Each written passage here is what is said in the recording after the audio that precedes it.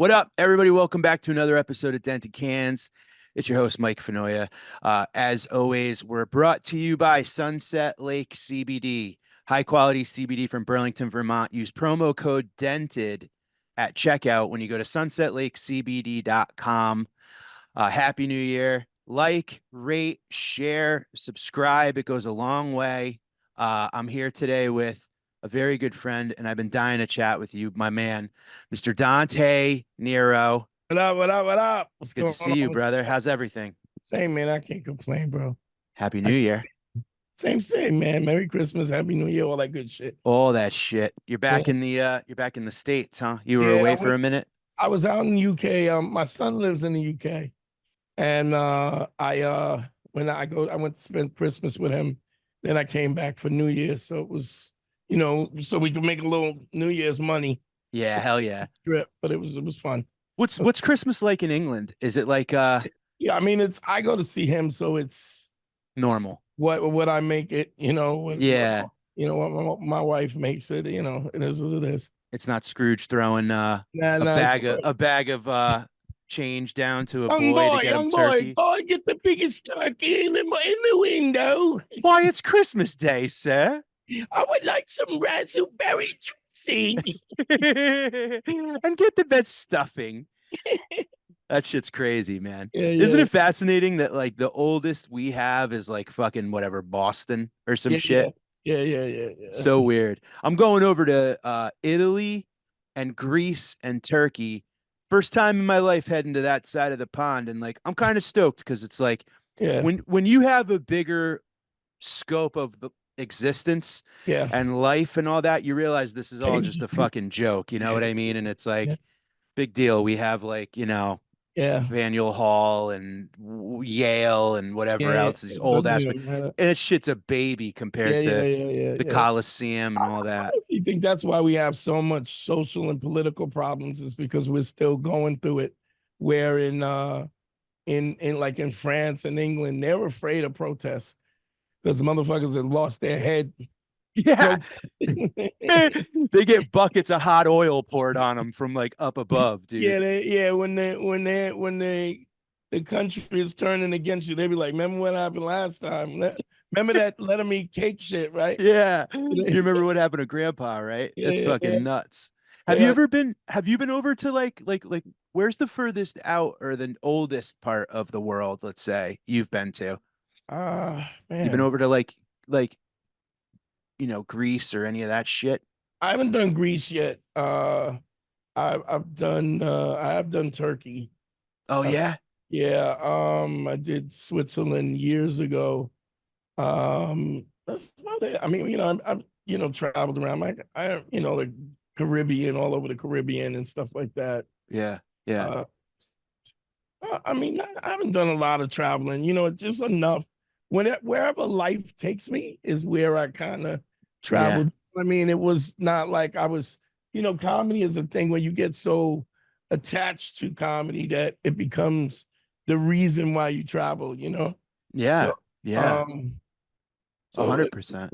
it's cool. It's I'm cool. like I'm like going there for the first time as like a vacation. I don't think I've taken a vacation Yeah, yeah, since starting comedy, and it's like who the fuck yeah, am I to take a vacation, you know what I yeah, mean? exactly. But Yeah. then this is like a family thing. I'm going with my sisters and Oh, like cool. their kids, and we're going Italy, Turkey, Greece, and I'm like actually really stoked about Turkey in particular. And I'm Yeah, not like a biblical religious person, yeah, yeah. but I'm fascinated by the fact that like people had to live a People way that like living that long and what yeah, I mean, it's history. I mean, look, if you look at my bookcase, is all history. yeah, It's yeah, Yeah, I don't read fiction, nothing. Just everything I read and you know me. I mean, it's weird because Mike knows me as a fur coat wearing pimp, and you're a soft. Let me tell you something. And I yeah, want to ask you this because you and I both are we're bigger. yeah, yeah, We're not small in stature. yeah. Let's say what's a nice way of saying we're big I'm a dudes. big dude. I'm 320, so Yeah, was I'm 220, but yeah, I'm not a short little and stocky dude. Yeah, yeah, I yeah, look like a fullback for the yeah, yeah, Buccaneers in like yeah, '98. yeah. You're someone who I tell you I love you. You tell me you love me. We Yeah, hug, we put our bald heads together, yeah, and yeah, yeah, yeah. there's a thing about like hulky kind of dudes that like I don't know, man. I'm not intimidated by the people I think I'm supposed to be intimidated by. You understand what I mean? Like who? From that, like you. I'm never Oh yeah, intimidated. yeah, Like I yeah. immediately knew that we were on the same like frequency.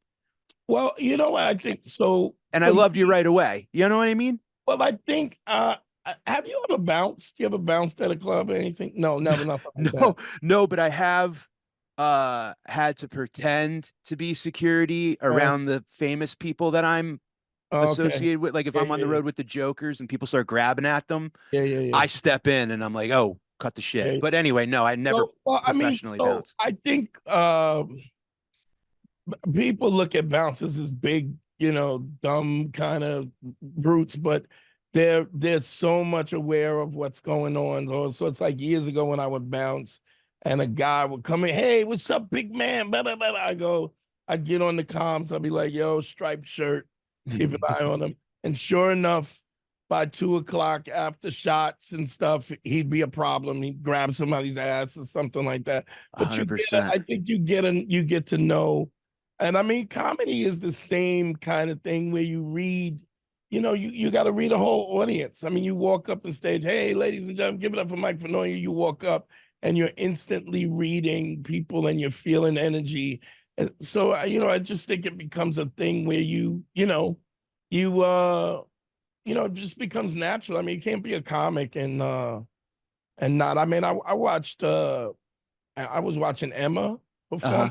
Oh, she murdered. She's Like, great. so Emma has always been, kind of digging in her personality and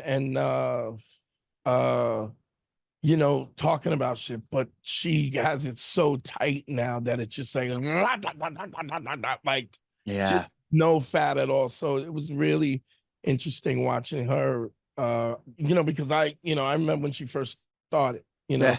Yeah. and and to watch her last night was really pretty That's fucking good. That's so yeah. cool. I do think that there's that thing of listen, it's like any career or any culture, right? Counterculture.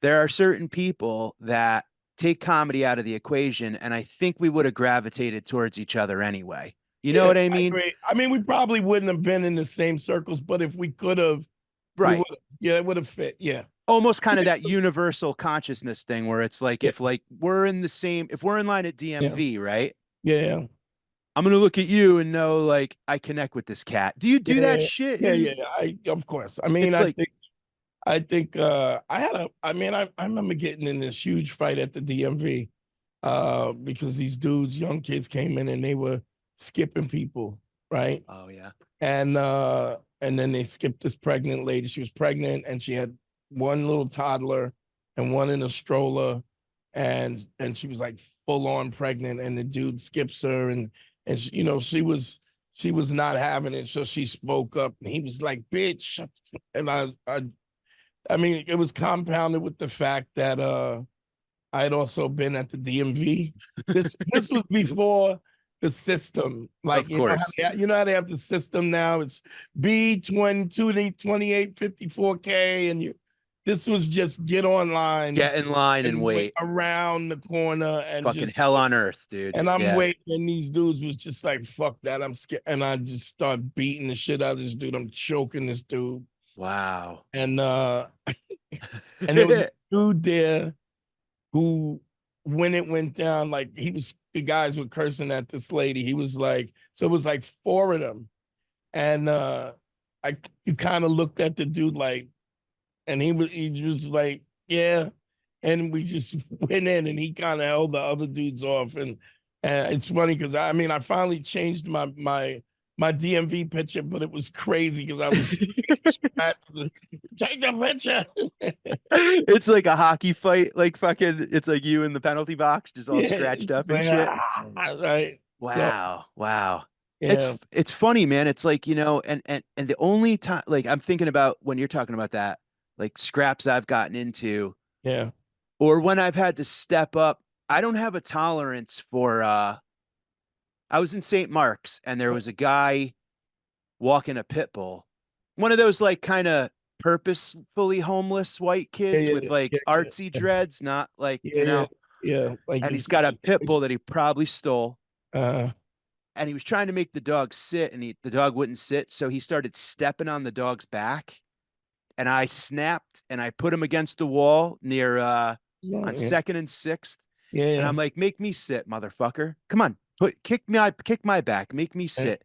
And I couldn't let it go. And I'm like, give me the dog. And I tried to take the dog from him, and cops came and people were there, and it created a whole scene. And I'm like, I see red. I go from yeah, like yeah, 0 to red, and I don't have an in between. yeah, Um, I once saw a guy slapping his chick around in a parking lot of a bar at Yukon, yeah, yeah, and I freaked out and ran over and started fucking like whacking the kid and shit. And then the security guy saw me, thought yeah, we were fighting, and he came over and tossed me, got underneath my ribs, yeah, yeah, yeah. and like tossed me onto the hood of a Jeep and like fucked me up. And Really? the girl was like, no, he's trying to help me. And while I'm in midair, he's like, sorry. And I'm like, it's all good. And then wham. But I don't have that. I never fight about me. Yeah, It's always about something else. Like, I don't care. You know what I mean? Like, yeah, yeah, yeah, yeah, if you got to fucking throw shit at, I don't know. That shit doesn't bother me, but it's like yeah, when I watch other people get fucked with, and they maybe, or a dog, or like that shit for some reason, like yeah. just someone Touch. calling a pregnant woman a bitch in line, Yeah, like I wouldn't be able to handle that. yeah, yeah. I'll tell you something though. So I let just without going too far. I was a bit of a street dude. Like I ran the streets and Yeah. hustled and whatnot. And one of the things that it's like I do a relationship. I do a relationship podcast, Yeah. Yeah. and I've done a lot of concerts. Every comic in the business has called me up for advice, usually when they're going through a breakup or a divorce or whatever, or trying to get laid, one of the three. And it's funny because so I was a male stripper for 10 years before, from like 89 to 99. And Wow. then I ran an escort service from, I don't know, maybe about 4 to 6 years. I don't remember. I kind of block it out. But Yeah. I got out of that because I didn't have, it was, the immorality was just eating at me. I couldn't deal with it. But doing that, it's an interesting thing because you get both sides of it. Like you get objectified I mean, you literally get objectified as a male stripper, and women don't see you as human, they see you as something else. And then the other thing is, if you're pimping, you're manipulative, and you're on the other side of that.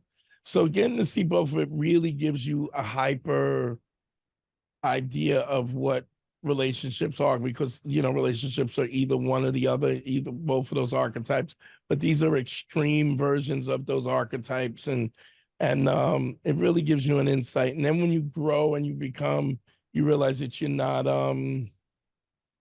you realize that just you want to just be a better person. The problem with me is that I as a kid I was really afraid. I was scared of everything. My dad was like super overprotective. And Okay. don't go out, don't play in the street, you're gonna get killed, you're gonna get hit by a car, don't go there, you're gonna get. And I really just got tired of being afraid.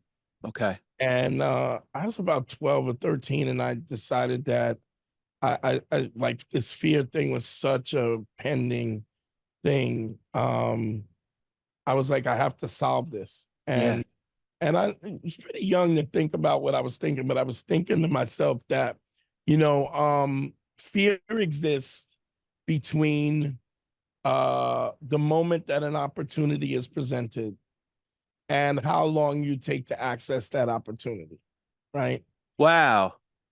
So I like that. Hold on. Let's back that up for a sec. Fear exists in between the time that an opportunity arises yeah, and how long you take to.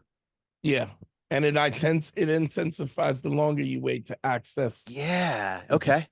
And so the fear of failing or being rejected or whatever, it starts as soon as the opportunity is there, then the clock ticks, and it just intensifies. And so I was very young and I was realizing that I could minimize the fear by accessing the opportunity as quickly as possible. So I was afraid of girls, and I would go into, we go to a party in a gym somewhere. You Yeah. see a girl you want to dance with, you see her, and then you watch her, and she watches you, and you watch her, and then before you know it, last call, last song, and the lights come on, and you've been paralyzed because you've waited so long that you didn't take it. And so what I would do is come in the party, I'd see the girl, right, and I would go right to her. Hey, I want to dance with you. And she'd go, okay. I was like, all right, well, let me go put my coat down. Like I wouldn't even wait to put, and then it's an interesting thing because conceptually, she would think I was so confident because I was just so direct and so Sure. decisive. And it would be kind of a thing where she was like, oh, well, he really knows what he, but I was just really fighting my fear. Yeah. Oh man, that's awesome. And it worked out to the point. But the problem is too much of anything. So then I got to the point where fear wasn't a real issue, like not even healthy. Like you had fear under your thumb instead of fear Yeah. having you under its Well, it thumb. really wasn't even an issue. Like I would Right. do, and Yeah. then sometimes you get careless because you don't. And thank God. I mean, I have everybody's afraid. This is how I realize everybody's afraid. You're a boxing fan, right? You watch boxing, right? Yeah. Yeah. Okay. You remember Tyson fighting Tyrell Biggs? Yeah. He Yeah, I looked do. the guy looked like Muhammad Ali, looked like Yes, that's Muhammad right. Ali. Yeah. Yeah. And it was like if anybody, if the fans are listening, they don't know this fight, they'll remember the after interview is when Mike Tyson goes, "Ooh, I was hitting him," and he was like, "Ow, ooh!" Every time I hit him in the body, he was like, "Ow, ooh!" Right? Yeah. Yeah. This was such a ridiculous fight because it was just like Tyson is gonna run through this It was dude. like a Peter McNeely, like when he had Yeah, those yeah, dudes. Yeah. yeah, right. And but he was with those idiots that ruined his career, like his friends.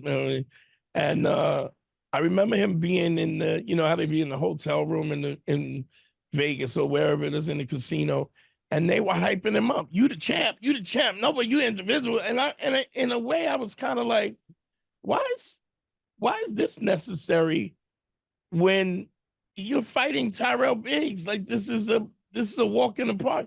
And Yeah. I realized that even the what we would consider at the time the most dangerous man in the world needs to be hyped up. He needs to be Yeah.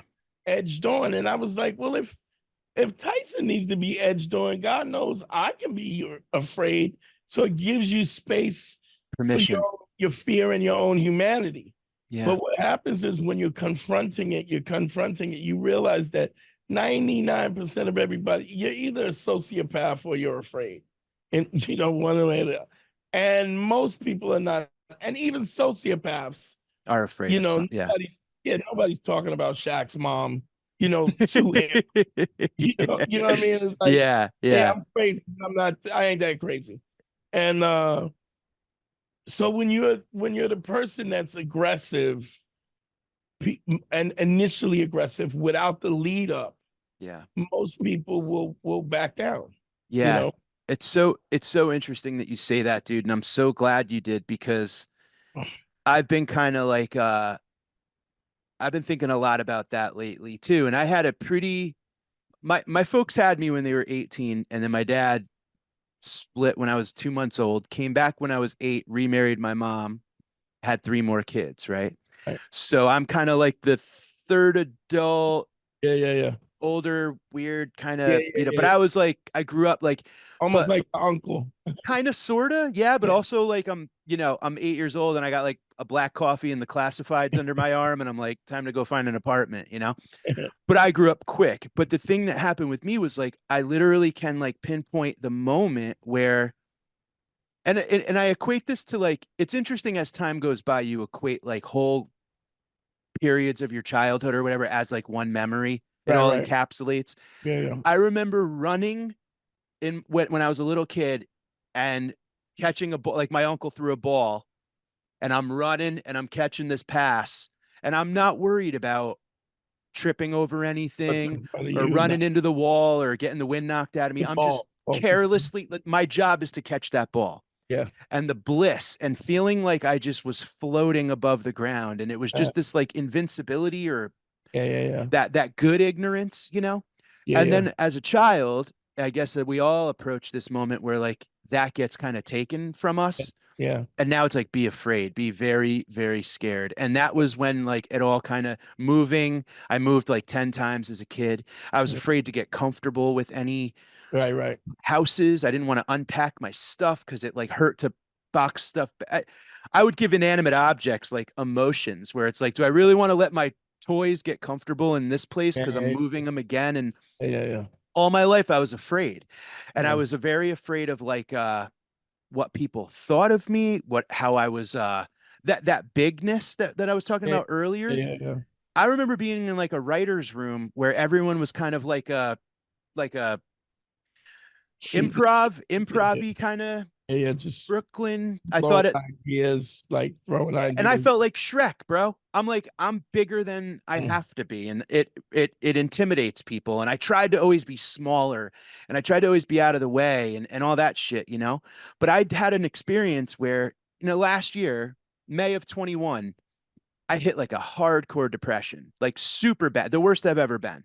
Right. And I went and got like ketamine therapy for it. And I like did a whole bunch of like psychedelic medicine and all that. I had an experience where I realized, and I keep this has become like my religion, my mantra, right? And I'm so happy that you talked about fear Mhm. because you, as a 12-year-old, figured out your Yeah. Yeah. looking under the bed and seeing there's Yeah. no Yeah. monsters. Yeah. What I Yeah. had was the only two real ways of thinking are love and fear. And Right. if you're operating from fear, you're not open to the love that's Right. around you. You're Right. never, you never see it. Sure. But if Sure. you're operating from love, Right. fear doesn't stand a chance. You literally like you see fear for what it is, and then you can Yeah. like Yeah. point and laugh at it and go like, "I'm afraid of you." Like, what the fuck? Yeah. People make Or mistakes. what am I People, afraid of? You don't what even am I even afraid of? you Right? don't even explore it and say, what am I really afraid of? What is the thing that scares me? And when you dissect that, it all seems very manageable because it's like, Yeah, you yeah. know, Like um, people that don't get it, I would say like the like for me like bliss or happiness or whatever is to realize that like it doesn't matter. It doesn't matter is like the yeah, biggest thing for me because sure. everything matters when you're scared. Yeah, yeah, Everything's got a 10,000 pound weight attached to it. And when you're able to cut that fucking string yeah, yeah, yeah. and let It floats it everything. goes all floats away. Well, it's interesting because I was in England and I was talking to I was going up on a show and there was a older dude, 50-year-old dude, but he's been doing comedy for a long time. Uh-huh. And he took me. So they have like what you would consider their alt scene, and he kept using this terminology of posh folk and tall queens would be like our altie, like yuppies, like Like, so you that's a know, like thing and shit like that. super offended about everything polite, Yeah. and the show was shit. Like, just first guy was like 2 years in comedy, Brazilian kid from a Portuguese kid who didn't know the difference between being mean and being funny. Yeah. Yeah. This girl goes up and she basically uses the stage for her therapy, just talking about her day. And Hmm. then two young kids who do sketch off of a paper, like they don't Uh-huh. know it. And I mean, sketch, the people don't understand how difficult sketch is to make funny. Sure. And that's from the professionals. So when you Yeah.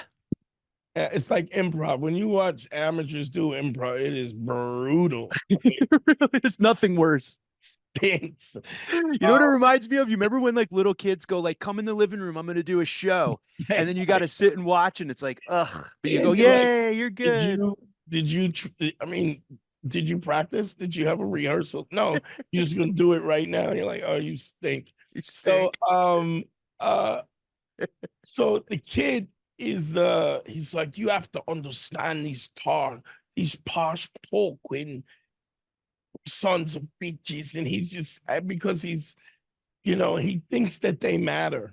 Yeah. Like as a comic, because he only doing it been 5-6 years, he thinks that it matters. But Yeah. I've been doing it 22, and I've seen it's like It doesn't it matter. doesn't matter. All the things that and I keep he says, you don't understand the nuance, these posture. I mean, let me tell you, I go, people are people, dude. People are So people. Yeah. it's just like, and they in England they do shows where they go 4 comics intermission because they don't have waiters and waitresses. So everybody goes and gets their drink and then they sit down. Oh, wow. No They get their shit. drink, sit down, do 4 comics, have an intermission, get their drinks again, get 2 beers or whatever, sit down, and then they do 4 more comics. So I'm closing the first half. It is a shit show. And he's like, man, I'm sorry, man. I feel so embarrassed. I'm just fucking shit. And I'm, you know me, I'm like, It's all yeah, good, bro. Yeah, sun's gonna come up tomorrow. it's fine. Yeah. So I get on stage and I go, give it up. Give yourselves a round of applause. I said, because you guys are the real heroes here today. Because you guys are polite, and I've been sitting back watching, and let's be honest, this has been a shit show. One after the other, comics has been pretty horrible. This dude keeps running his mouth. This dude, I go and there's egg on the floor because there was a sketch where they dropped eggs. I'm walking through egg yolks, and I go, but you know what? You guys, you kept the faith Yeah. and kept going. This one is gonna be better. And it wasn't. It wasn't. I go, and every comic that came up, I could see the hoping that this is gonna be better. Nope. I said, so give yourself, and they just lost because it was just such a Permission. Yeah. statement about what was going on instead of going to him. I saw me mom, she ba ba ba ba ba ba ba ba chimney sweep ba ba ba ba Chim Chiroo. chim. Crumpets. So Oh, that's it great. was just like, and it just the room just blew up, and then I just hit him, started, boom, boom, boom, boom, blew the show away. But it's just, you start to realize, like I teach guys how to get laid. I teach guys how to get up over breakups. Because it's all life lessons. But Yeah. the focus for me, because of the internet, has always been, kind of relationship based. Yeah. Yeah. And I think it's the most difficult to deal with because you cannot let emotion have a seat at the table when you're making decisions. All you got to do is funny on my feed. Ronda Rousey, Holly Holmes fight came up, and classic. Uh, Yeah. I'm gonna be so mad at you that I'm gonna kick your ass. And Holly Holmes was like, "No, no, you're not. I'm gonna fuck you up. I'm better than you. I don't care how mad you are. I'm skilled. I'm calm. I see you coming." Because that was how Ronda Rousey always beat people up, was she'd make herself angry and she'd overwhelm them. And Yeah. this, she ran and Holly Holmes hits her, bang, and you see her face, you like, and she's like, Yeah. "Yeah, Stunned. like a bang again," and then she gets kicked in, and it's over. So Yeah. like you realize, just like in combat sports, in comedy, anytime fear exists, any emotion, even joy to a certain extent, you can reduce your proficiency, your intellectual capacity to a third.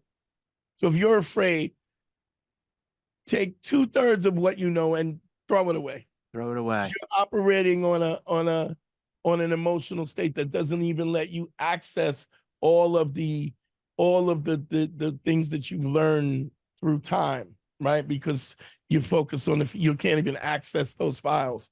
And so you have to remove the fear. It's what you're saying is, cutting that thread so that these things don't. But it's also, fear, but any kind of emotion. I mean, you could be, in love, or in fact, like if you're making decisions, you need to make decisions logically. Logically.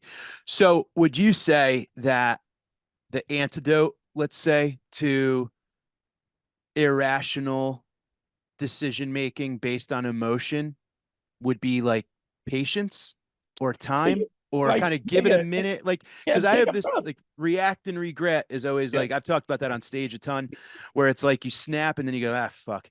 Or you get too excited. There's a lyric to there's a Who song Uh-huh. called Behind Blue Eyes. And I know you love music and you Yeah, love yeah, words, yeah. but like there's a lyric that goes, if my fist clenches, crack it open before I use it and lose my cool. And Yeah. if I smile, tell me bad news before I laugh and act like a fool. Right. So it's this kind of thing of like, Yeah, it's don't about. don't act on your emotions. Like it's Yeah. all gonna, like a minute later, things are gonna, and during this like year of, I did a bunch of really kick-ass therapy. It was called cognitive behavioral therapy. Oh yeah, well, like, that's kind of what I practice It's anyway. badass, dude. Yeah. It's like what it does, and like you said, take that 2/3 of shit you learned and Yeah. throw it out the window, because you go like, all right, what am I afraid of? On a scale of 1 to 100, number one, how possible is it that what I'm fearing is real? Right, And right, if it happens, right. am I gonna die? Is anyone Yeah, around me gonna yeah, die? Like, right, right, we right. have that whole like, I need to get the dead carcass before the lion gets it. Right, right, right, right. It is instinctual. Yeah, but it's when it equates to a text that's not answered. Right, right. Well, It, and then you start. Well, so here's a weird thing. So I've taken guys who couldn't get laid at all and taught them how to get laid. okay. But what I really just taught them is how to be confident and understand what their value is. And when they start to understand that their value is not, like you can't.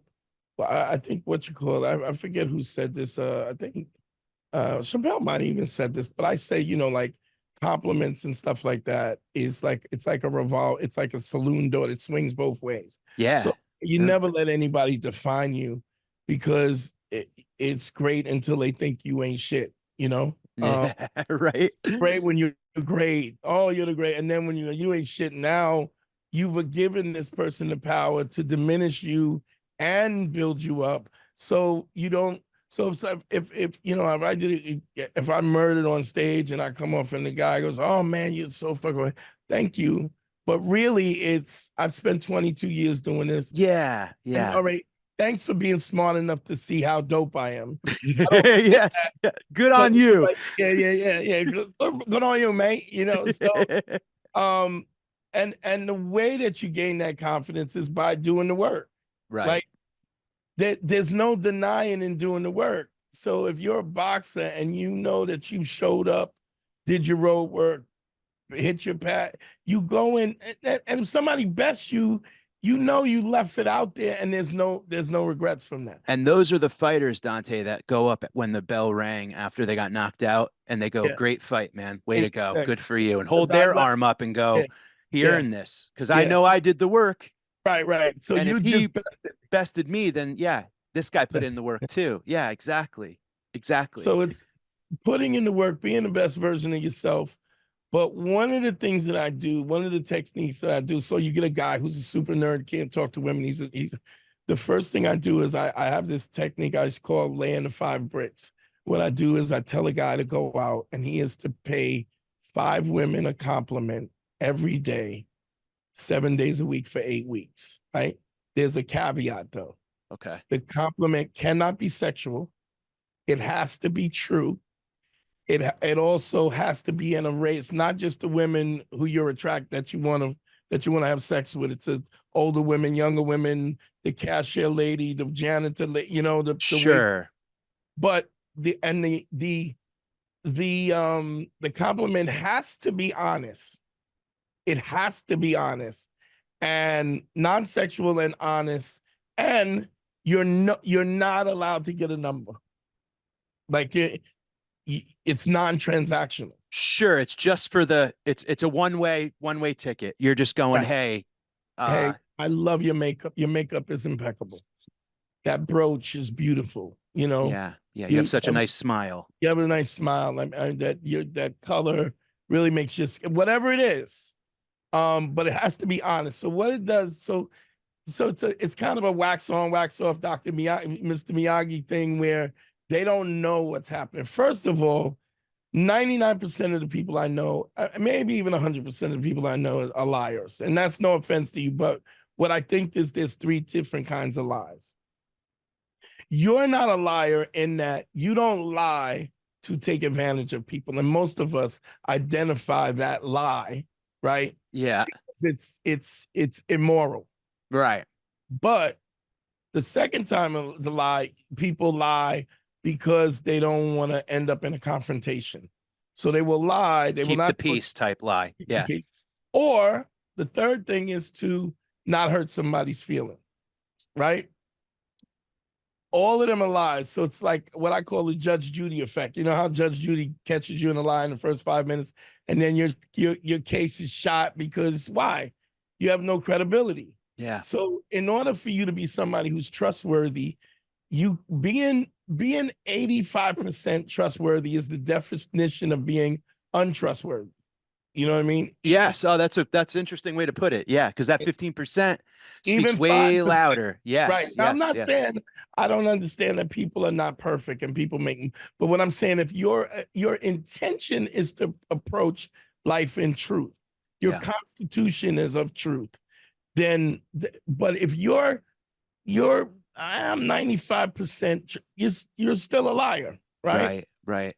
So now I'm not saying you gotta somebody says, do I look fat in this? You go, God damn, you look like a fat bitch. It's not about destroying somebody's life, but but saying I don't think that's really flatters you, or I don't think that that's that style doesn't fit you or whatever. Sure. Which is a telling the truth, but not now. If a woman doubles down, well, what do you mean by that? Then you gonna get, bitch, you look fat in it. Yeah, right, So right. I'm Yeah. giving you the off ramp. Just Take take the it. off ramp. Don't, Right. because when she goes, well, what do you mean by what now? Now you want to intimidate me. Mm, And I'm not gonna let you compromise my integrity because you want to bully me. That's not gonna happen. right on, So, right on. well, Yeah. it is a situation where guys will be in a relationship and they don't want to. They're not ready to be exclusive, but they don't want to lose that. They don't want to lose their fuck buddy or whatever. Sure. Yeah, and they'll. I really want us to be together instead of going, hey, listen, I'm just not there. I'm just not on the same page with you. I like you. I like hanging out with you, but I'm just not there. Not saying that it can't get there, but right now, where I am now, it's not.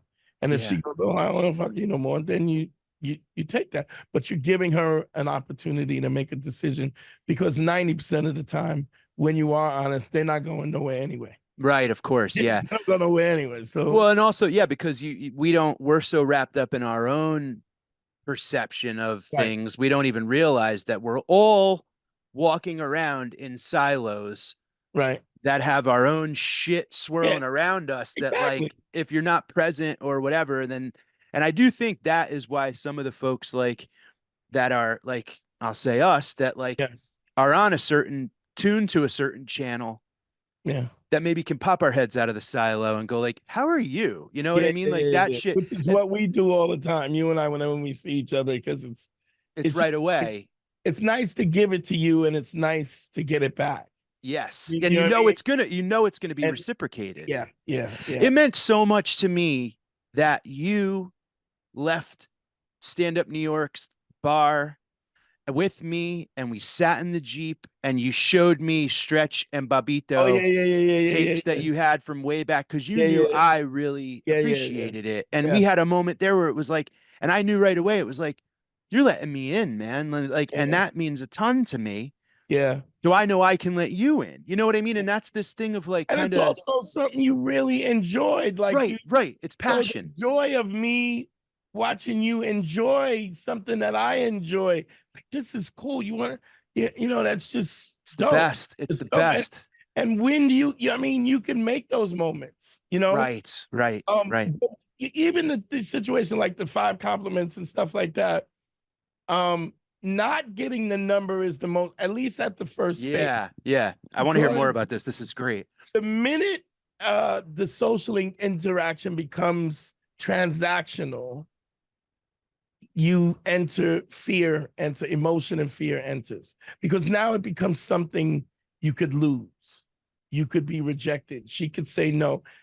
But if It's you, sales at that point, right? yeah, right, right. If you're not asking for nothing, they Right. can't, they can't reject anything. And here's the other thing. If you pay the compliment, you're not paying the compliment. It's not transaction. So you're not looking for something in response. This is, I am, so you're also communicating in the subtext to a woman, I'm a man who is safe in his own space, that when I see something beautiful, I speak up and I Right. say it. And Yeah. I'm not doing it transactionally. I am allowed to be present and experience beauty and speak on it. Yeah. Uh, Yeah. that's a beautiful sunset, you know? And that, what is more attractive than that? That kind of confidence to be able to say that. Why would a woman not find that attractive? It's so like I don't even want to say like it's not I was about to say off-putting, but I don't mean that. It's so like jarring. It's so Yeah, like whoa, like you're making me present in the right, moment because we're right. all going, fuck, I didn't do Right, this at right, right, work. I right, got to call right, this. right, And right, someone stops you and right. goes, hey, by the way, I just want to tell you, like, you have a gorgeous smile. Thank you. Yeah. Have a good day. And you're like, whoa, like, And then you're gone. And they're like, sometimes, boom. wait, You could what? have saved someone's life. I mean, Yeah, Jesus, who knows what people are, you know what I mean? well, that's the other thing. So you get a guy who is, nerdy and insecure, and he hasn't had a lot of social interactions and been with a lot. What happens is he instantly sees how much more powerful he is, and how he affects humanity. Yes. Such as, so like I remember, I would told this woman, I said, because I still practice it even, Yeah. because it's just a thing, but I also do it with men and because it's a um It's disarming. That's the yeah. word I was looking for. And Yeah. I don't even know if I'm trying to do that. This is just really selfish about me, recognizing beauty and expressing it. Sure. Sure. Because when something's shitty, we sure recognize that. So it's uplifting. It recharges my battery as well. 100%. Yeah. But it not being transactional. I said to this one, wow, your makeup is impeccable. I mean, and it was. She took some, and she said, really? And I go, yeah. And she goes, oh, she's like, my dog died earlier this week, and my grandmother was sick, and I was feeling so bad, and I wanted to try this lipstick, and I thought it was too orange, and thank you so much. I mean, you don't know. I mean, it's such a sweet thing. It's just been I really need. And then you're going, holy shit! Like, Yeah. a few honest, kind words changed this woman's life. She couldn't stop talking to me. And Yeah. it wasn't sexual or anything like that, but it was just, thank you. Like, It was humanity, yeah, dude. It was exactly, humanity. Yeah. exactly. And everybody, well, most everybody is charming in some way. Even if it's some nerdy dude who's charming when he does Dungeons and Dragons. The point is, it's the level of comfort when they're in their comfortable place and they have access to all of their personality, because they have the confidence to be that, is when you really can show your beauty, that inner beauty. And Yeah. and doing it 5 times a day, and you realize, because the worst case scenarios, I'm going to get cursed out, but then none of that happens. The worst case scenario, I mean, I guess some things sometimes something crazy can happen, but 99 times out of 100, the worst thing that happened is somebody doesn't respond, or they Right. thank you and they keep moving, right? And that says more about them than it does you. Maybe they're so used to, maybe they're beating themselves up so much that their wall is so up that they can't How even. about this? You don't know if this chick just found out her grandmother died. Exactly. That's what I But mean. Like, we yeah. become so personalize it, where we're literally going, it's because I'm too short and I'm not attractive, and you know what? All of those reasons may be valid.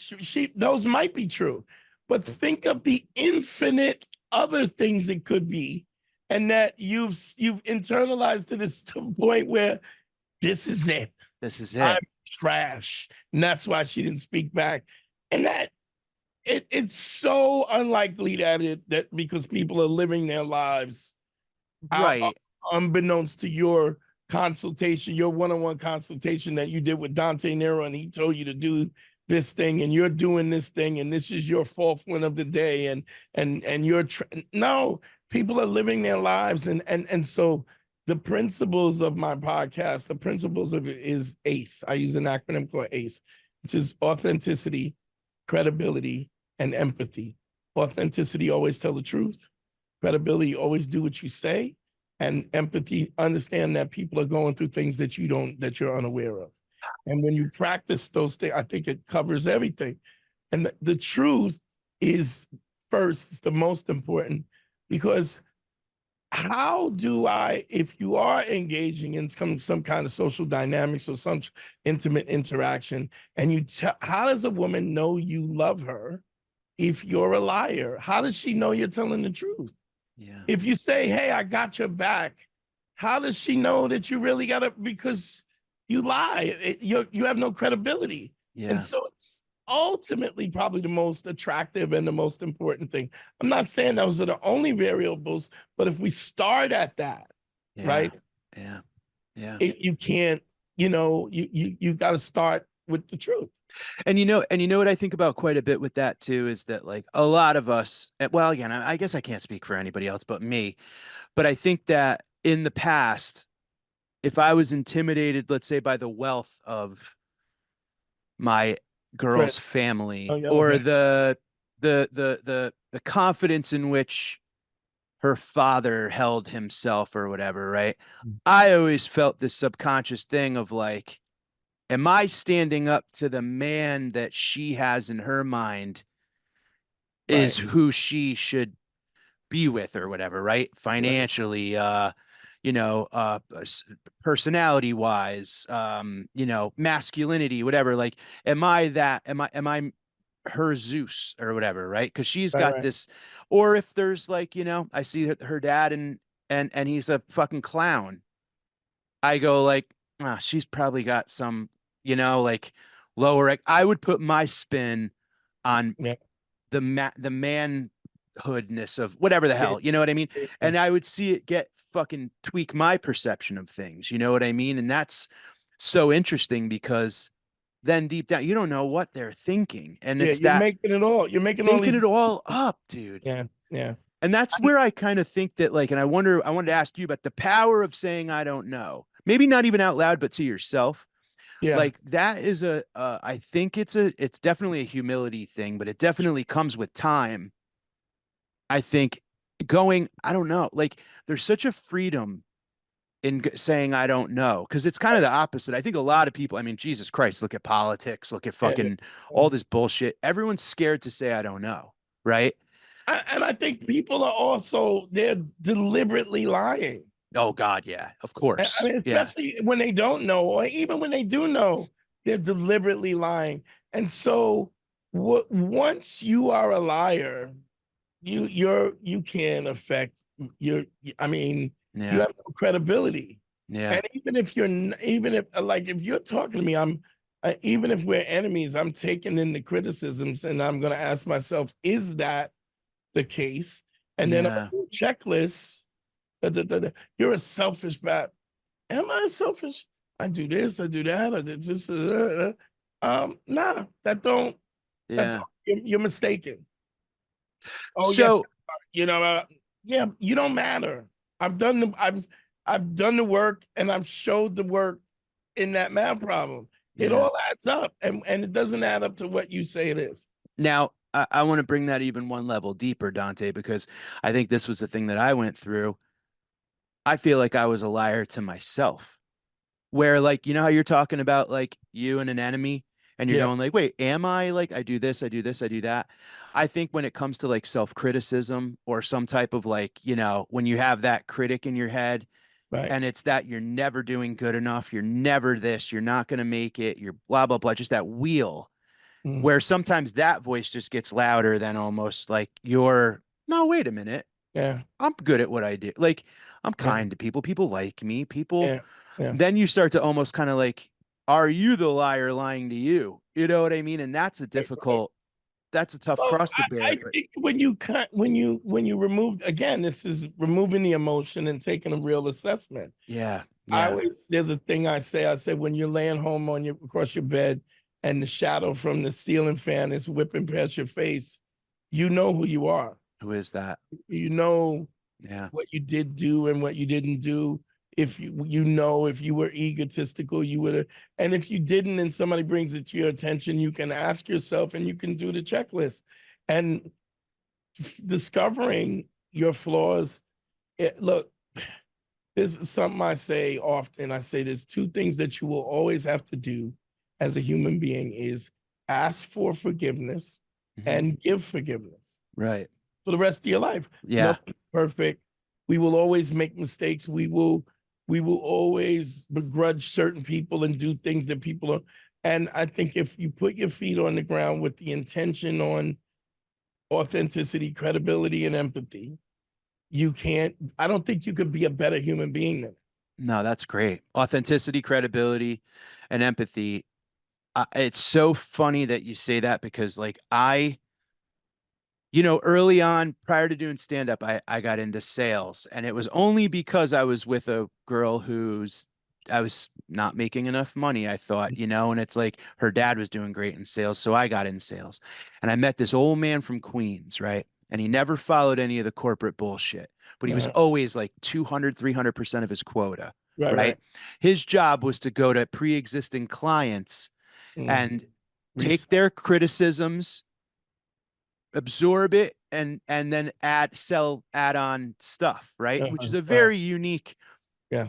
thing. You're almost kind of like, customer service and sales all at Right, once, right, right? right. So you Right. got to take the blows, Right. let them kind of pant and be like out of breath, and then you go, all right, so if you sign here, there's some extra shit that we're probably going to blow later on. Uh-huh. But I rode with him for a while in the beginning, right? And he goes to me, three things you need to know about sales. I like you, I trust you, and I want to do business with you. He Right. goes, that's it. He goes, it's okay to say that you don't know. He goes, you're going to go on rides with some of these other guys whose ego is like in Now, front, and yeah. they're going to promise the world to these people, and then I get sent to them a year later when everything that this guy promised didn't come true, and they're about to leave us, And and they're it's my mad. job to catch them before they fall, make Mm. them feel warm and fuzzy, and then sell them more shit, right? So I would sit there and watch him, and I'd go, and he would go, so how are things currently going with your, it was like payroll services and stuff, right? And they'd be like, you fucked up our taxes. The direct deposit's been this has been that. And he just sits there and he goes, yep, yep, I understand. And he lets it all kind of just lets them get it out. And then he Mm. would go like, I'm very sorry about that. And if there was anything I could do to change what has happened, I would, but we're not perfect and I don't know what happened, but I'm sure if you were with another service, they would probably make mistakes as well. I hope that we've been fair about this and that. And, do you know that you Right. could trust me? So on and so forth, right? And then literally he had them eating out of the palm of his hand because it wasn't him going, we didn't make that mistake. I Right. didn't do this. He didn't make it. It was all you. I understand you feel that way. I Right. Right. understand you. Well, And people want to be seen. They just exactly. want to be seen. And you want to know what's amazing? I've never forgot that. And then early on, I was driving around with our boy, Big J, Uh, and I'm watching him do crowd work one night at the strip. uh, And there's this just drunk Upper East dad paying the rent, her, mm, her, the yeah. one who's at every show. Yeah. And Yeah. he sees her and he goes, I'm sorry, everything okay, sweetheart? Like, like he's so like Open. disarming and open and he goes, everything okay? And she goes, I don't want to be here. She's like, I didn't even want to come here. So just go ahead and do your thing. Like the most Yeah. condescending, go ahead Brush and do off. your, And the crowd went, ooh, like ready for Jay to just like, And Jay goes, no, no, no, and he goes, no. wait, guys, it's all right. It's okay. Like, I'm sorry. Are you here with your friends? And he literally made it all about her. And Yeah. dude, he worked some magic where she's Yeah. now agreeing to like do anal with her boyfriend later and Yeah. all this hilarious shit. And Yeah. she left apologizing to him and going like, you were great. I'm sorry. And It I'm was like, I it was like you. I something else. trust. Yeah. Yeah. It's this thing of just being like, I don't need to be right it was just kind of like, I don't know, like I'm okay with the moment being what it is. Hmm. I'm sorry you're not at the most ideal place that you want to be, but we're here now, so Right. I'm gonna win this moment, Yeah. Yeah. but let's both feel good about it. And Right. it's that whole kind of like confidence in yourself, confidence in the fact that like, listen, he had a set across the city in 10 minutes. He was gonna Right. forget that moment. Right. It's Right. not And move about on. him. Sun Yeah. comes up tomorrow kind of thing. And it's Yeah. that is something that like those two moments are things that I think about quite a bit where it's like Hmm. you watch so many now how many people nowadays comedian destroys heckler and being like fuck Yeah. you Yeah. bitch, Yeah. what's that do, who's that for, you Yeah. know? Well, that's for people who hate and want to they want to validate their hate and their Yeah, whatever man. they're going through. It's just um it's a really interesting thing because I give you an opportunity, but if you're going to be a dick, Yeah, I'm really comfortable with the lizard person. Like I'm really yeah, that guy is just as important as the kind because you could have the kind dude. In fact, I would prefer that. right, But if you've made up your mind, because what I realized too is it's funny. I was doing a consultation, one-on-one consultation with this dude, and he was he had a brother that was a fuck up, and he's in the service, comes back, and he's got to bail his brother out, and he's got to literally bail him out of jail and give him money, and then he takes the car and he crashes. Just a oh man, brother's a yeah, fuck. And I said to him, "You have to understand something. You are fucking up your brother's plans." And he looks at me like, and I go, "His plan is to fuck up." yeah, And every oh time you bail him out, you're fucking up his plan. So now he has to re up and fuck up something else. Whereas yeah, if you just let him fuck up, right? And you yeah, leave him alone, then he can ride his plan out to the finish. right, yeah, He's saying I shouldn't bail him out. I go, absolutely. I go, I get if we're talking about somebody that makes a mistake, but the first time, the second time is intentional. And so I need to get out of the way so you can fuck up. Because right, you don't like yourself. You want this to happen. You want to punish yourself. And I'm stopping you, but I'm not gonna be. I'm not gonna be there all the time. So as soon as like it's somebody who wants to commit suicide, they gonna commit suicide. yeah, If they don't and they want help, they put themselves in a situation. It's a cry for help, yeah, which is a really super selfish thing to do. Like a couple months ago, I have a friend of mine who was Jehovah Witness, and he was the elder of the Kingdom Hall, and mm, he was 9 brothers, and he was the only one brother that stayed in the hall and was the prodigal son in the house with his family, goes down in his basement and hangs himself in a basement wow, with the family upstairs doing Bible study. oh wow, First of all, you're making a statement. yeah, Like your kids or your wife is gonna find you. And even if they don't find you first, your kids are gonna run down and find you hanging from the second of all, it's a basement. How high is the ceiling? Like it's not like, that's I'm true, saying? yeah, really, 6 inches off he was a carpenter, which I actually made a joke about. I was like, so he had the best lag bolts, and like he he knew he went, was gonna, he knew he was, yeah, it he was, went to yeah, Home Depot. He was like, look, I need 4-inch lag bolts. He goes, we got 2.5. He's like, It's not good enough. Order them. Yeah. Yeah. Order them out. Come back next week. Um, uh, Jeez. but it was a statement. He was making a statement about this. And so but there's another thing where people are faking it and they want help and it's a cry for help. Yeah. Right. Yeah. And this is what's interesting. You get all these right-wing gun nuts, right? And this is gonna go political, but it'll come together in the humanity of I'll it. take the ride with you. Let's Yeah. go. So a lot of conservatives are supporting these people who basically give a fuck about the rich and they don't give a fuck about the working class people, but they fool them to thinking their whiteness puts them in the same realm as millionaires and billionaires. So Sure. they support these policies instead of understanding they don't want you at their country club either, right? Mm-hmm. Mm-hmm. Then they pass policies, they close the factory, these corporations sell the jobs across. So now you don't have a job, right? Yep. That told you guns, guns, guns, guns, guns, guns. So now you're depressed because you can't take care of your family, right? Yep. You can't take your family. So what is your usefulness? You're a working class Joe. All you want to do is be able to make a living, take care of your kids and eat, put food on the table. You can't do that for the same people that you're voting for. Yeah. You get depressed. You want to kill yourself. You have the guns.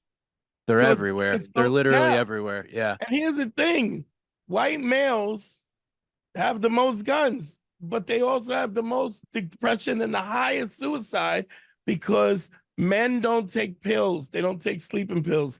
They put a gun in their head. And there's no coming back from that. Even if you don't succeed, there's no. And so the thing that you're fetishizing is the thing that creates the highest level of suicide is white male, middle and lower class working people because of the decision that it's insane.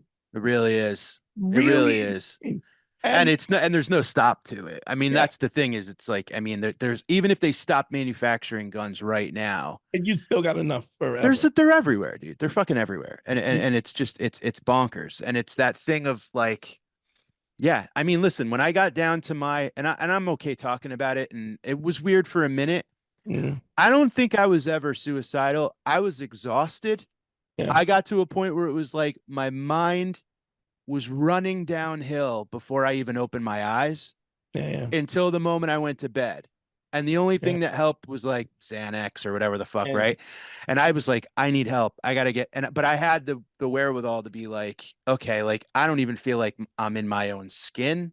yeah, I don't feel like but I knew I wasn't ready to like punch out for sure, you know? yeah, But yeah, it does get like it makes me like you're right. I mean, it's just like I am lucky that I didn't have to deal with the shit I dealt with and bring kids to soccer practice or yeah. and figure out how to pay the goddamn water bill and how to luckily I was able to kind of like I don't know how people deal with that shit, man. Sitting in your own shit and kind of figure it out and kind of And getting I out. just went to the bottom and I stayed down there Mm. until I was able to like see that there was another I end. I use this thing. I have this clip that went super viral, like 6 million views on this thing I said in the podcast. I said, you know, Will Smith is worth $500 million and he's in his infinity pool in his mansion filled with his tears because he's in a house with a woman that doesn't love him.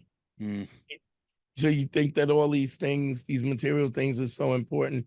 Kurt Cobain literally changed the face of rock. I mean, when he started playing guitar, there's no way in the world that he would have thought that he would have created the whole grunge with to change the face of rock and roll and then put a gun in his mouth and blew his head. Yeah. We're like, so we see you see these things that we endeavor, especially in entertainment. I need this and I need that. I want to do this. I want to do that. And those people ain't happy either. And right. so when you maintain your integrity, when you approach people when you put your feet on the floor and you approach people with kindness and generosity and civility, when you tell the truth, when you're credible, you say what you mean what you say. That even now, whereas I could turn the switch and get real comfortable with the lizard dude, and now I feel even more. I pity people who are aggressively doing shit because you'll never be happy. No, You, no. I, I remember when, you know, Dave Attell, one of the most amazing comics in the history of comedy, Greatest. when he did Insomniac, and he finally was, because he was always our favorite, but he wasn't Right. the girl's favorite, right? Because he was Yes. so good at, he was the comics comic. And then he got Insomniac and he blew the fuck up. But the fans that he got from that was drunk frat boy dudes. Dave Attell is a quiet kind of to himself kind of guy who's So sweet, so gentle. and weird, a little weird, but not. And then his fans was like, "Bro, let's do shots. Let's do." And I would be walking with, and he would go, just he hated the fans Yeah. because. So it's like when Chappelle blew up, he was like, "I'm rich, bitch," and he couldn't do a set because they were young. So it's like you over and over look at these people that you think has got it all figured out, Yeah. and they don't. You Look, know, go ahead. no. I was just about to say, to add to your point, I heard a story about, I'm a massive fan of the Grateful Dead, right? And Uh-huh. early on, the Beatles played the Cow Palace in San Francisco. I Yeah. think it's in San Francisco. And Ken Kesey, the author of One Flew Over the Cuckoo's Nest, right? He took the Grateful Dead to see the Beatles, and they all took acid.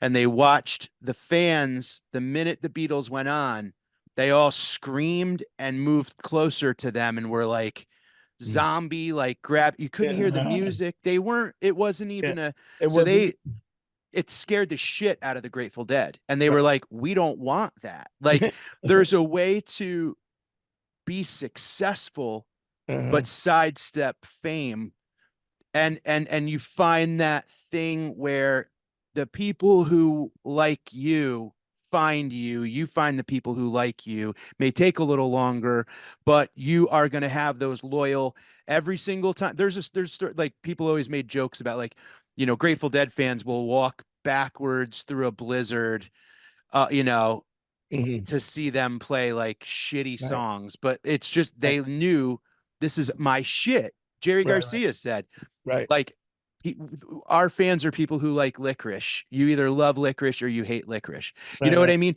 And I Yeah. think everybody kind of, when we're starting out, Dave Attell deserves to be doing stadiums and doing Right. all this other stuff, but it's just not the way it goes. And we Right. know that, you know Right. what I mean? But a diehard And I comedy don't know if freak. he would want to do it. I Right, don't. exactly. And Yeah. that's my point, is that, like, Jerry Garcia, right? He couldn't leave his hotel room. He died of 53 years old from, sitting in his hotel for 20 years shooting heroin and eating hot dogs. Yeah. So the same thing, Kurt Cobain, it was just a slower Yeah. gun Yeah. to the head. You know what I mean? But Yeah. it's that thing. I couldn't agree with you more, where it's like that, like, there's that thing. It's like, is the wanting better than the getting sometimes? You know what I mean? And we Well, all I look at, think if you're present, so I get so I started doing something. I'm not. Well, I'm more tech savvy, but like I started doing a live yeah, every Tuesday at 8:30. I do a live, and you can ask me any relationship question, men, women. I'll take it all, right?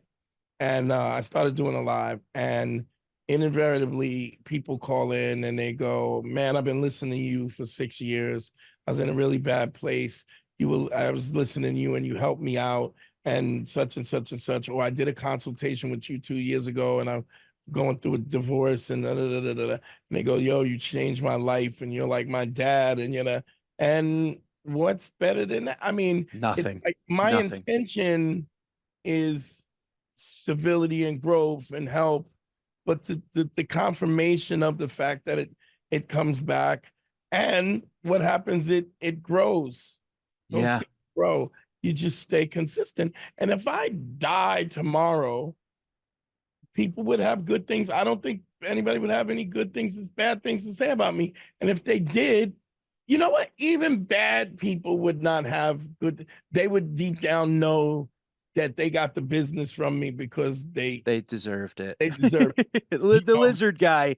Yeah, Yeah, totally. No, but you're right, man. And that's what it's all about. And I think that what you're saying is so important. And I think I'm starting to realize that too, because now I'm talking a lot about the shit that I've gone through and the things that, whatever. And people are coming up to me after at least one person Mhm.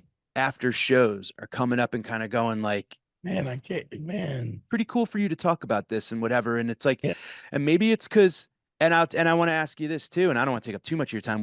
We have to talk more again anyway, but men, big, tough, neck tattooed men yeah, are coming up to me going like, yeah, bro, I wish I had the balls I'm scared of needles. So that's a compliment.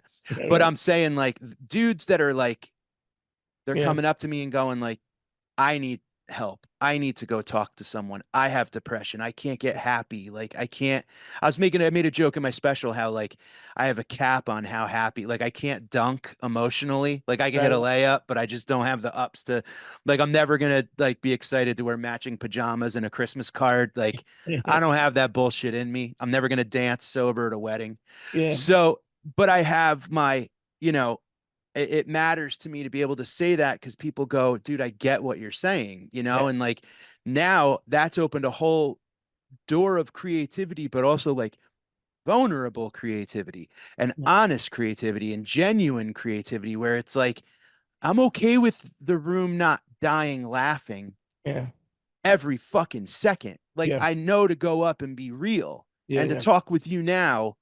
This conversation like fills me up. You know yeah. what I mean? Because it's like this is what it's about, bro. And I think that as we fucking Well, let me say this. Let me put this out there real quick, and I want you to finish what you're saying. yeah, no, I'm done. Time you have that depression, Yeah. call me. Thank you. Just Yeah. call me. Yeah, I appreciate that. I'll pick up. And Yeah. if I don't pick up, say, Dante, remember you said call me? I'm calling you. And Yeah. I'll call you back. I appreciate I mean, that. it's literally that easy. I know. I know. And And same here, of I will course. tell you, like, dude, you're a good dude. I mean, Yeah. it's like I get guys consulting with me all the time, and I go, look, you're intelligent, you're kind. I go, you really just want somebody to share your life with. It's basically so you could do stuff for, right? Like Yeah. that's really what. And I go because, and I go, and then you're hating yourself because you're not smooth enough, or you're not. And I go, but you all of that doesn't like once you understand what you're. I go, here's the thing. I said, how many people do you know that are loyal like you are loyal? Right. Right. And they go, well, I mean, I have a friend, that, but it's not. So here's the thing with basic math, supply and demand. When the product has scarcity, it increases the value. Yeah. So if nobody's loyal and everybody's lying, you are the commodity. And Yeah. just because, so is a quick, you ever watch Antique Roadshow? Love it. Love it. Okay, so a guy will find for the audience, the listeners, a guy will find a Tiffany lamp in the garbage, then he'll take it and it'll be worth 10 grand, right? Yeah. So Yeah. Yeah. I ask people all the time, what's the lamp worth when it's in the garbage, right? Yeah. And most people go, nothing, right? And I go, say I take 10 grand, put it in a paper bag, and I throw it in the garbage. Right. I go, what's the bag worth? And they say 10 grand. And I said, but so is the Tiffany lamp. Right. Just because people are not smart enough to know the value Yeah. doesn't diminish its value. Right. And Yeah. so when you're a guy who's kind of nerdy and awkward and all of those things, and because women are not smart enough to know how valuable you are, Yeah. right? That doesn't diminish your value. And that's full stop there. Yeah. Now, what I need to teach you is to teach you how to communicate in the subtext that you have your value. If a woman doesn't like, a woman gets to know you, or even a friend gets to know you, how do they get to know you? You tell them who you are. Right. Right. Yeah. So what you're doing, if somebody's got a messed up perception, you told them that. Right. You ask a girl out in there and you go, listen, I don't know, maybe sometimes if you're not doing, maybe if you're not busy, maybe one I'm time sorry. you might want to, I don't want to bother you. I mean, you sound too busy. Maybe I'll go. But I mean, if you ever want to go for a cup of coffee, you're saying you're what I call you're shoplifting the pussy. Yeah, You, it's almost kind of like you're like a child. I remember I used to go, "Do you think I can?" That was like a thing. My ever like I would hear my friends say to their parents, "I want to go to the," like it was almost like assume the sale. They're like, "I'm gonna go to the park," and uh-huh, then let the parents say no. uh-huh, 99% of the time they'd go, "Okay." yeah, I'd go, "Do you think I yeah. can go to the park?" And they would, it was like And more you, no's than yes. yeah, Because yeah, now I'm putting it in their you're hands. giving them the power. So You I give them, would go like, and that's a whole, yeah, that's definitely like you have to unlearn. There's a thing in yeah, psychedelic medicine, Dante, called the default mode network, uh-huh, where every day we wake up and the record is playing that same tune. The needle has like driven a groove, into it that just skips and and keeps you wake up with that I'm in a loop. old, I'm fat, I'm unprofessional, I'm this, I'm a failure, I'm letting everybody down, I'm this, I'm that.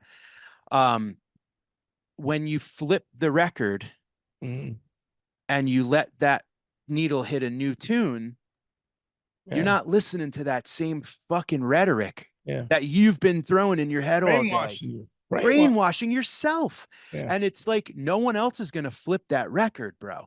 So it's that thing of kind of like, yeah, like if you don't like the tune that you're playing in your head, learn a new goddamn tune. yeah, Ask for help. Call your friend.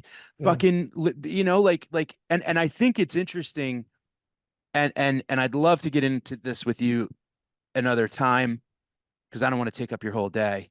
Mm, Why it's so hard for people to do the work. Like that's a long conversation. But I did the work. Like I've dove down and stayed yeah. there for a year. I think people dip a toe in the pool of change And and then get fucking well, freaked out and then run back.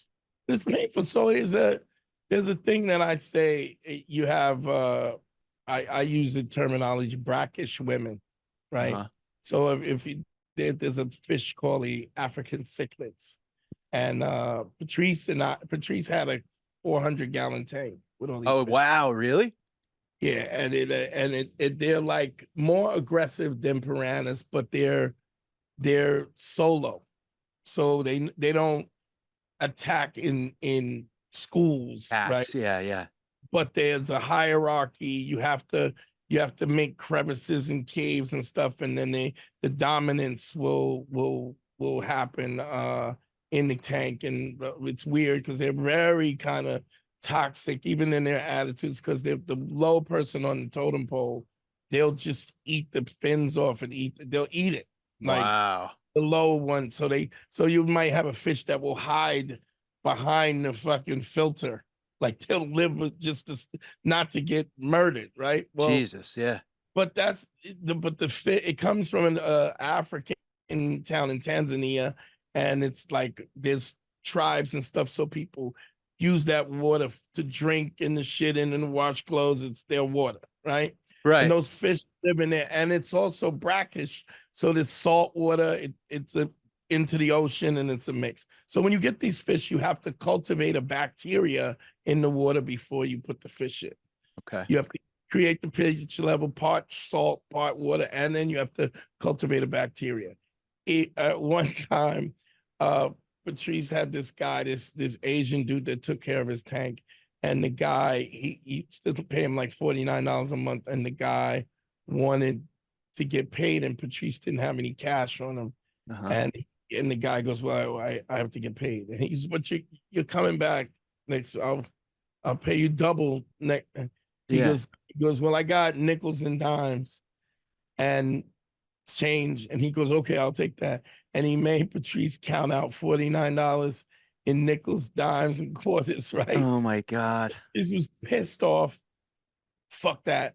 I'm gonna fucking do my own tank, right? And so he put clean water in the tank, and I came over, and the tank looked like a portrait. Like none of the fish were swimming. They were just like, because they were in clean water. Yeah. Been so accustomed to being in this toxic, bacteria filled water is how they thrived. And so putting them in clean water was more painful to them than letting them swim in shit water. And this is exactly what you're saying. You have brackish people who come from toxic families and toxic situation relationships. And so to be nice to them is more painful than being good to them. And they will seek out, and this is why I'm saying this new revelation of mine, you're standing in the way of their plan. Yeah. You're trying to save people and they don't want to be saved. Because if they want to be saved, they'll take the help. Yeah. You don't know Jameek or JP Justice. You know, I know JP. I remember, I mean, from like years ago, but yeah, I haven't seen him in Black Hawk. forever, but I Yeah. remember him. Yeah. Yeah. So JP is a really good dude, but he he knows he's a rockhead, and he's always sticking his nose in the shit, and he's always in other people's shit, and he'll also do like he'll take up for people when they're being bullied and stuff like. But a lot of times he don't listen. Okay. So he wants, I watch him online, and he's really ineffective online, and just his whole thing. And so I called him up a while ago, and I go, you're spreading yourself too thin. You're producing shows, and then you're going lives, and you're doing pop culture. Like pick a niche, Yeah. and then work at that niche and be good at that, and then you have a product that you. He was like, I don't want to do that. I want to be a personality. I don't really give a fuck about comedy as much as I just want to be a personality that could talk. And he goes, he wants to broadcast. So I called him. This was like yesterday, day before yesterday. I called him, and I'm watching him, and I'm like, dude, he's putting a, like in the black circuit. He has this thing where he's producing 4 shows, one in each borough, and then he's finding comics from younger comics from all over the country that are submitting to him, and then he's bringing up, and then he's letting them perform in each borough. Wow. And but none of this gets you Right. to broadcasting. Right. Like producing 4 shows in 4 boroughs, watching submits. I go, why are you doing this? Work on the broadcasting. Right. And and it's just, I said, listen, you have to, but there was like social media tips I was giving him and stuff like that. And he was like, yo, this is the first time. I know you always conversation when you told me to focus, and this is the first time I feel focused. And I go, you're not focused. I said, because if you want to broadcast, you got to broadcast. He was like, I said, look, Sirius Radio and that shit it's gone. It's on its way out. Yeah. Because the mediums are different and everything is video. And see, even if you don't listen to video, you want the option to. Right. That's why Sirius Radio put cameras in the studios, right? So you could see. So I'm saying to him, the writing is on the wall. He's like, yeah, I'm thinking about doing an internet radio. I go, why don't you get a Model T Ford and a dial up in it? Like what you so I'm and now I'm talking to him, I explain to him the dynamics, and I'm saying, because I've made mistakes, because my podcast was audio, and then I made it video, and just to understand. And he was like, well, I'm really satisfied with it, and I've maybe, but you know me, I will learn my lesson and come back to you, and I'll tell you if you're right and stuff like that. And I go, you mean like you told me, because he did tell me, he will call me up and say, you were right, everything you tell me and such and such and such. Yeah. So I said, well, Jameek, his name is Jameek. His real name is Jameek. I go, Jameek, I'm never going to call you again. I go, I will not. I go, if you're getting ready to get hit by a bus, I'm not going to call you. I go, I'm not mad at you, but I'm not going to stand in the way of you trying to fuck your shit up, and Mm, you clearly want to fuck it up. I yeah. said, so I will refrain when I see you making mistakes. I'm not going to call you. I said, but we're friends. So if you call me and you ask me, hey, I'm doing this, what should I do? I will pick up the phone and I will have that conversation. But I will never take the initiative to call you again. This is the last call that I will make to you again. Wow. Why, I'm not used to nobody talking to me. I go, well, I'm not really, I don't care what Yeah. you used to. I Yeah. said, but I love me more than I love you. Oh, wow. Yeah. And I'm not, you are sucking the life out of me. That's a very important thing to realize that you can even say that. I love me more than I love you. That's Jesus. If you can imagine how many times I wish I can say that in certain situations where it's just like, yeah, God, good for you, man. Like And Jameek's it a just straight dude. releases you. It Yeah, yeah, releases yeah. you. Yeah. How did he take it? He was like, "Yo, I'm not used to motherfuckers talking to me." I go, "But you also know me, Jameek. You ain't doing like all that Yeah. rah shit. Fuck you, like how I get down.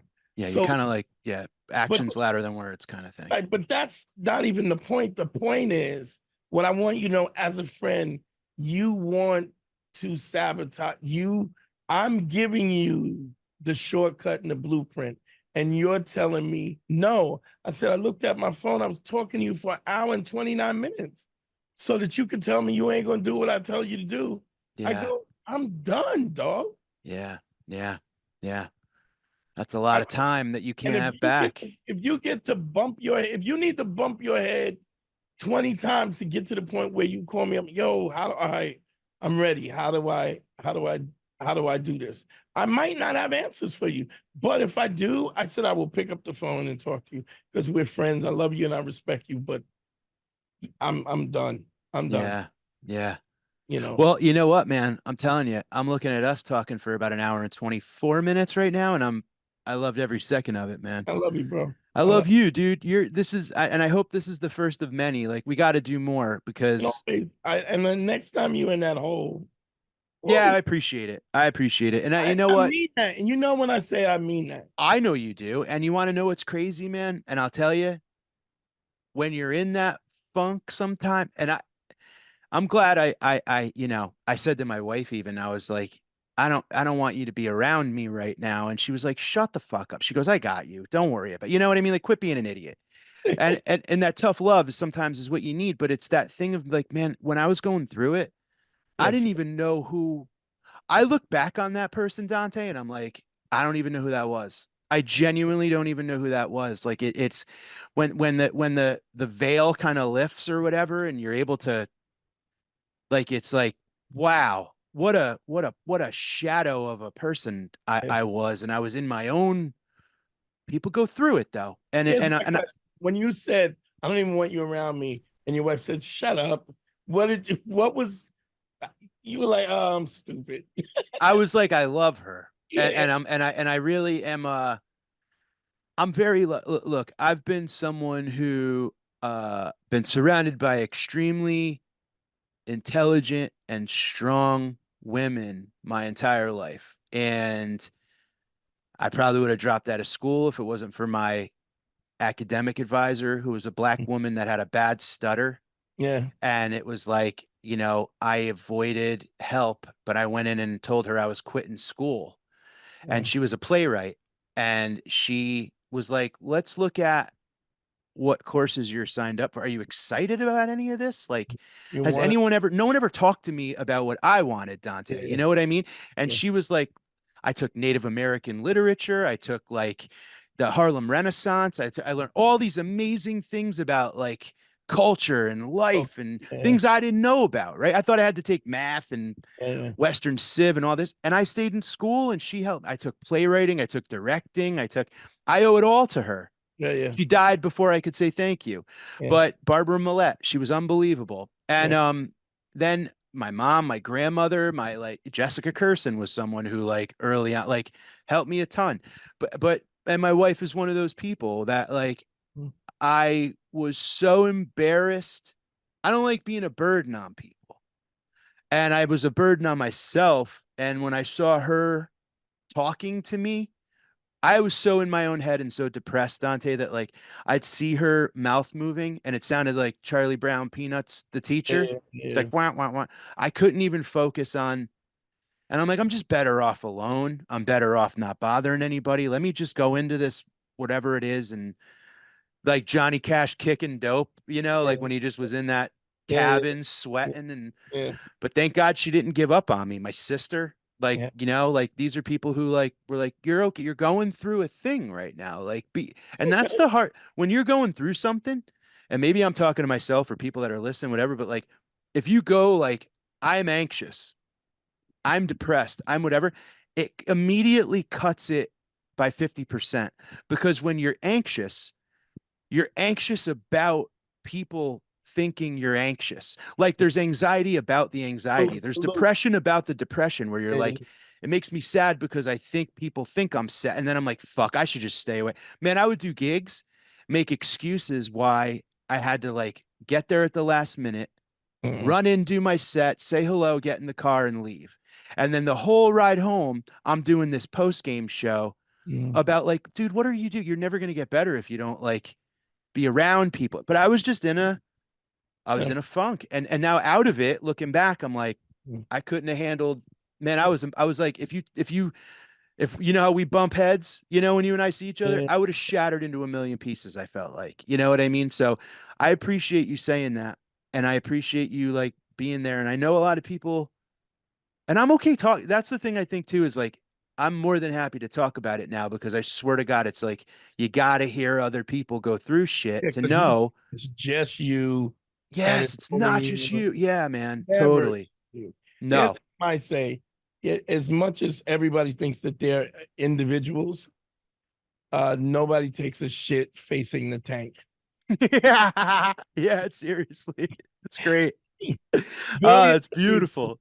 And think about it. There's a table there. You could eat a sandwich. You could read a book. It would be so much You could better, put your right? phone down now. Think That about that. nobody does it. You know, Wow. I might try that tonight.